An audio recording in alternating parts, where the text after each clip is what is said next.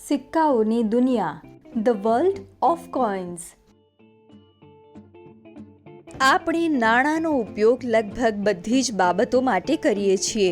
ભોજન, કપડાં ખરીદવા, શાળાની ફી, ભાડું ચૂકવવા અને જો તમારી પાસે નાણાં પૂરતા છે તો ઘર ખરીદવા પણ. પણ તમને ક્યારેય એ બાબતે આશ્ચર્ય થયું છે કે મનુષ્યએ શા માટે નાણાંનો ઉપયોગ શરૂ કર્યો? શું તમે નાણાં વગરની દુનિયાની કલ્પના કરી શકો છો? નાણાંની કથા લગભગ 10,000 વર્ષ જૂની છે. જ્યારે મનુષ્ય જંગલોમાં ભટકીને ખોરાક એકઠો કરતો અથવા ખોરાક માટે પ્રાણીનો શિકાર કરતો ત્યારે નાણાંની જરૂર ન હતી. પરંતુ જેમ જેમ મનુષ્યોએ સમુદાયમાં વસવાટ કરવાનું શરૂ કર્યું અને પાક ઉગાડવાનું શરૂ કર્યું તેમ તેમ નાણાંની જરૂરિયાત જણાઈ.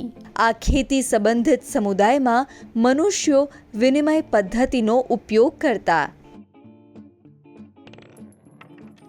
તમે કોઈ એક વસ્તુના બદલામાં બીજી વસ્તુ આપો, જેવી કે અનાજ માટે દૂધ, હળ માટે બકરી. પણ વિનિમય પદ્ધતિમાં ઘણી સમસ્યાઓ હતી. અલગ અલગ વસ્તુઓની કિંમતને માપવી મુશ્કેલ બની. તમને જે ચીજ વસ્તુ જોઈતી હોય તે માટે તમારે અન્ય લોકો ઉપર આધારિત રહેવું પડતું. અનાજ, માંસ અથવા ફળો જેવી વસ્તુઓનું લાંબા સમય માટે સંગ્રહ કરવાનું પણ મુશ્કેલ હતું. જેમ જેમ સમાજ મોટો થતો ગયો તેમ તેમ લોકો માટે યોગ્ય ઉત્પાદન કે માલ સામાન શોધવાનું મુશ્કેલ બન્યું.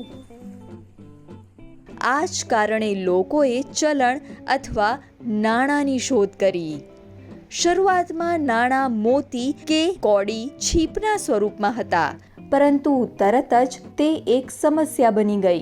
મોતી અને છીપલા એ કિંમતી વસ્તુઓ ન હતી. તે રેતાળ સમુદ્ર કિનારે અથવા દરિયાકાંઠે લગભગ બધે મળતી હતી.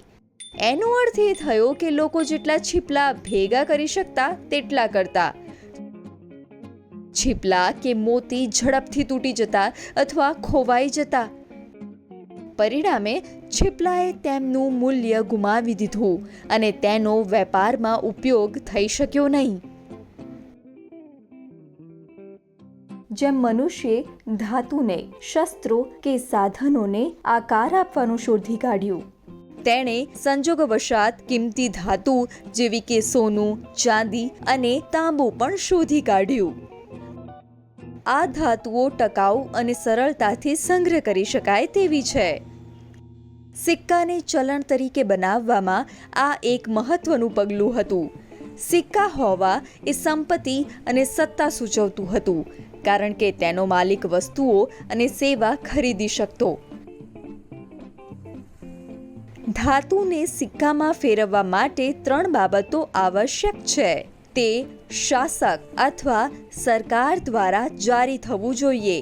તેનું મૂલ્ય અને ટકાઉપણું જાળવી રાખવા માટે તેમાં અમુક ચોક્કસ વજનની દુર્લભ ધાતુ હોવી જરૂરી છે. તેમાં એવા પ્રતીક હોવા જોઈએ કે જેની કોઈ પણ નકલ કરી શકે નહીં. ઉદાહરણ તરીકે, આ સિક્કો જે 2000 વર્ષ પહેલા બનેલો હતો, તે આ 3 મહત્વના મુદ્દાઓ ધરાવે છે. તે પ્રાચીન શાસન સતાવાહનના શાસક રાજા કોચીપુત્ર સતકર્ણી પ્રથમ દ્વારા બહાર પાડવામાં આવ્યો હતો. આ સિક્કો 3 ગ્રામ તાંબુ કે જે કિંમતી ધાતુ છે તેના વડે બનાવવામાં આવ્યો છે. તેના ઉપર આખલાનું પ્રતીક છે, જેની નકલ રાજાની મંજૂરી વિના થઈ શકતી નથી. આજે જે 1 અથવા 2 રૂપિયાના સિક્કા આપણે વાપરીએ છીએ તે કોઈ પણ રીતે સતાવાહનના સિક્કા જેવા દેખાતા નથી. તેનું કારણ એ છે કે આપણે હવે ચાંદી અથવા તાંબુ જેવી કિંમતી ધાતુ વાપરતા નથી. આપણે સ્ટેનલેસ સ્ટીલ અને નિકલ ઉપયોગમાં લઈએ છીએ. તો ચાલો આપણે આ વિડીયોમાં શું શીખ્યા તે વિશે ઝડપથી ફરીથી જાણી લઈએ. એક એવો સમય હતો જ્યારે મનુષ્ય વિનિમય પદ્ધતિમાં એ પ્રકારના સામાનની કોઈ બીજા પ્રકારના સામાન સાથે અદલાબદલી કરતા હતા. પછી મનુષ્યે છીપલાનો ઉપયોગ કરીને ચલણની પદ્ધતિ વિકસાવી. છીપલા દરેક જગ્યાએ મળતા હોવાના કારણે અને તેનું કોઈ મૂલ્ય ન હોવાના કારણે આ પદ્ધતિ બહુ લાંબી ચાલી નહીં.